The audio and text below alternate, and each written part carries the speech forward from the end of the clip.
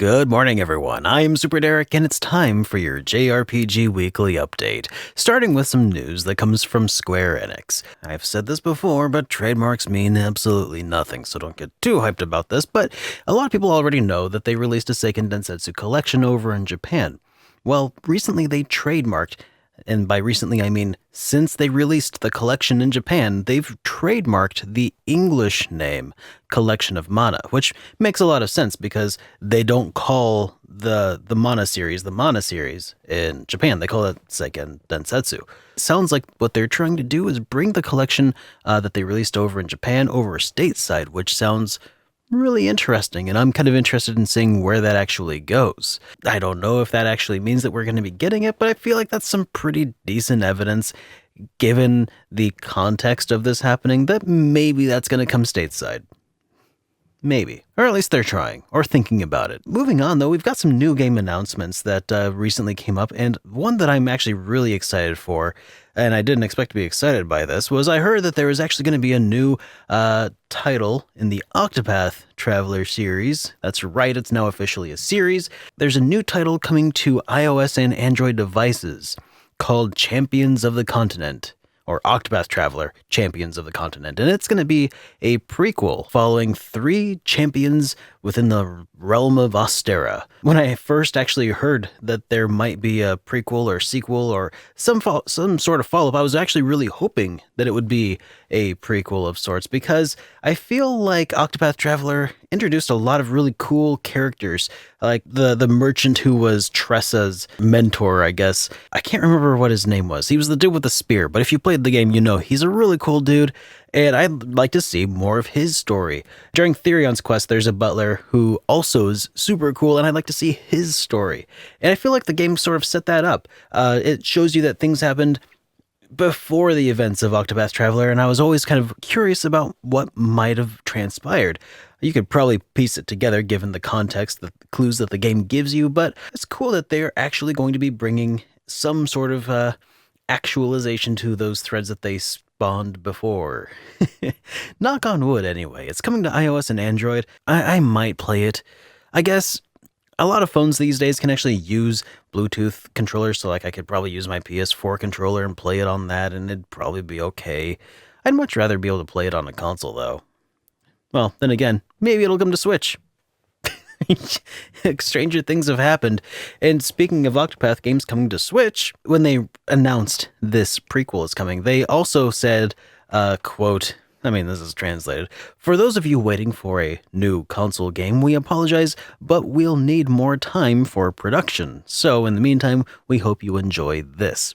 Which to me implies that there is in fact another game that they are in the process of putting together for the Nintendo Switch, or not necessarily the Switch, but a console. Not only are we getting this iOS and Android device video game in the Octopath series, but we're also getting something new coming to console. Bravely Default Team is also probably likely involved based on that tweet that they've sent out earlier, where they said that they were involved in a new project that was kind of different. I mentioned that a couple of episodes of the JRPG Weekly Update, a couple episodes back.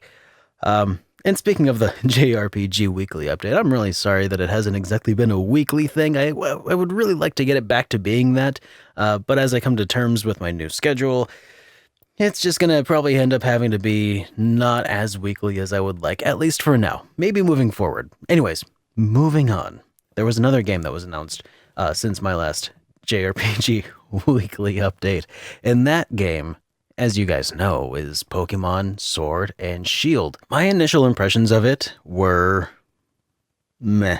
It looks exactly like every Pokemon game that we've seen on the 3DS so far, which is probably going to make some people pretty happy, but it's not what I was really hoping to see when I saw the trailer for the first Pokemon mainline game coming to home console. That's not what I wanted to see. It wasn't the evolution of the series I was hoping to see. Pun intended, as always. At this point, I'd like to just kind of talk about what I would have liked to have seen, or rather what I would like to see moving forward from the Pokemon Company once this comes out. Because it feels like this game was already headed to 3DS, but then they just kind of ported it over. That's what it looks like. I know we haven't seen it in action yet. Trying to reserve judgment on it, but I know that it's not going to be what I have envisioned in my mind. And I see something much grander, a much grander opportunity for the Pokemon Company, for Nintendo, for gamers moving forward. This was really a good opportunity, and I still suppose it could be a really good opportunity for us to finally get that quintessential Pokemon adventure that we've all, maybe not all, but I've been waiting for. And I know a good many people have also been waiting for this, including my best bud Wood over on Beat 'em Ups. He and I also share this passion. I want to see an open world Pokemon game. And not necessarily because I feel like open world just makes everything better, because it definitely doesn't. But Pokemon, as a game where you go and try to get Pokemon, being able to do that in an open world environment, it would lend itself so well to that format. Imagine this. Breath of the Wild, remove Link, throw in a Pokemon trainer, of course, climbing mountains to get to the specific ledge where you have eggs of a rare Pokemon that you need to go gather, or you want to maybe go through some tall grass fields and you just... And I'm not against random encounters, but I think it would be still really good to be able to try to track down and and find these Pokemon. Like, you've got something in your mind, you want this Pokemon, you should be able to go find it, hunt it, track it, and capture it. Also, I feel that the battle system is, at this point, really showing its age. And I think a lot of people also agree with me on this. I don't mind the triangle of rock, paper, scissors. I really don't mind that sort of mechanic because it's in basically every RPG. But I do think it would be better if we could maybe just branch out a little bit. How about moves get stronger the more you use that move? Or maybe that type of move gets stronger the more you use that type of move. I think that would be a really good way to iterate upon the series and also give you a reason to not just have to no-brain, oh yeah, let's replace Thundershock with Thunder every single time. Maybe there are benefits of sticking with other moves, rather than just having to have these 4 core moves that you can only use and they have a limited number of uses. I know that would really upset a lot of people, though, who have been over the moon to get the same game handed to them every single time. And I feel weird saying this because I still really enjoy all the Dragon Quest games. I feel that this series is really ready for some change. But that's also the opinions of somebody who hasn't really been a consistent buyer of Pokemon games. I understand that there are totally hardcore Pokemon games or fans out there who are like, don't touch my games. I think that there's something much better that could be done with the Pokemon series, in addition to the yearly or bi-yearly releases of the same game over and over. I know that's probably going to upset a lot of people, but I think that there's probably a lot of people out there who are also going to agree. But here's the reason that's probably not already happened, and that's because Pokemon as a franchise is a consistent seller, a consistent maker of millions and millions of dollars on behalf of Pokemon Company and Nintendo and Game Freak et al. So changing the formula is kind of a scary thing for these guys to do, but they've already started to tinker around with what they can sell as a Pokemon game. If you look at the Eevee Pikachu releases that they've put out pretty recently, where they were okay with changing up the capture mechanics and all. I feel like that went the wrong direction for me. Clearly, no matter what we think, it's not going to change what Nintendo does. But do you think it'd be pretty cool to see something a little more open world, a little more like maybe Monster Hunter meets Breath of the Wild meets Pokemon? Do you think that would be pretty cool? Because I think that would be pretty damn cool. But anyways, let's move on to another game that was also recently announced, which is AI Limit. AI limit. It looks like this was there was a trailer that was released for this. It's coming to PS4. It looks to me a lot like sort of a Souls game that was heavily inspired by Nier Automata. And that's about all I can really say about it. It looks cool. I gotta see more of it in action. It's a pretty good looking set of cinematics. But yeah, I think I'll probably play it eventually. But I say that about every RPG ever, don't I? Anyways, also, it's not a new game, but we did get a new sort of announcement from Tetsuya Nomura that Kingdom Hearts 3 is in fact getting some DLC that is in the works that's going to be adding a critical mode, which will make a lot of people really happy since Kingdom Hearts 3 has been receiving some criticism for just being too easy. Which, so far in my playthrough, which is still very early on, I can sort of see that. Also, it looks like they're going to be expanding upon the story of Kingdom Hearts 3, which, also from what I've heard based on Kingdom Hearts 3, that's probably not a bad thing, because I hear it kind of sets a lot of things up, and maybe it'd be good to see that expanded upon. Ys 9 Monstrum Nox, we got an update on when that's coming out in Japan. It's coming out this fall. Still no word on when that's coming to the States. Probably sometime after that.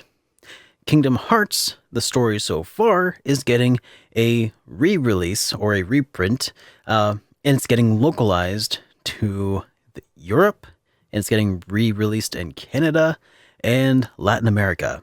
So you guys can look forward to that pretty soon. And for everybody here in the States who wanted to grab a copy of the story so far, but now cannot because of scalpers, just keep in mind that the PS4 is region-free.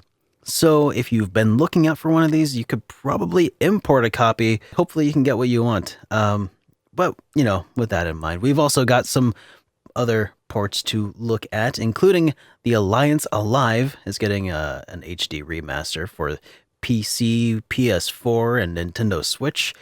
For those of you who aren't aware, Alliance Alive is a game that was originally released for the 3DS. It's getting remade for PS4, PC, and Switch. And this is by the guy. This was written by the guy behind the original Suikoden titles. So if you were a fan of his work, and I think a lot of people were, then this is something that you should definitely check out if you haven't already picked it up on Nintendo 3DS. If you're like me and just prefer a console experience, your chance may be coming up. It hasn't been confirmed to be getting a localization, though there is already a URL on Nippon Nishi Software America's website for the Alliance Alive. It's possible, because it's a new URL that came up, by the way. We always seem to talk a lot about what is a hidden gem, what is a fantastic game that no one ever talked about. I don't even, no, let's not talk about that today. Let's talk about some okay games. Some games that were just all right. What's a game that you had fun with, or at least it wasn't half bad, that you feel like nobody has ever heard of before? I think that my game that I didn't think anybody had ever heard of before, that I actually kind of had a pretty good time with, was Brainlord back in the day. And that ended up being the second game I ever reviewed. Please don't watch that. It's not a very good review. It hasn't aged very well, but the game itself has, in my opinion. It's by Produce, and it's kind of an action-adventure game, not necessarily an RPG. It has a lot of Zelda mechanics, but it also has this really cool fairy mechanic that you can have like creatures that fight alongside you. I would like to find more of these, more of these nondescript games that nobody's really talking about, and they're just good experiences. They're not fantastic game changers. I'm just interested in the sort of stuff that will be looked upon in later generations as, yeah, that was a pretty generic RPG, but it was pretty representative of the time. That's kind of what I'm interested in. What do you guys think? What have you got locked in your head space that you're like, you know what, that game was actually all right? Another one that I think of is actually Hex's Force. I don't hear too much about that. It was on the PSP. I did review that also, and yeah, that game was all right. Anyways, we got some new games coming out this week. The Caligula Effect Overdose is coming out. Overdose is coming out on the PS4, PC, and Nintendo Switch this week, as well as a game that I've never heard of before called Sephirothic Stories. and that's coming to the Xbox One. And that is only on the Xbox One. So if you've got an Xbox One, there you go, guys. You got an exclusive RPG. Anyways, thanks for joining me, guys. It's been a lot of fun. I am SuperDerek, and this was all news to me.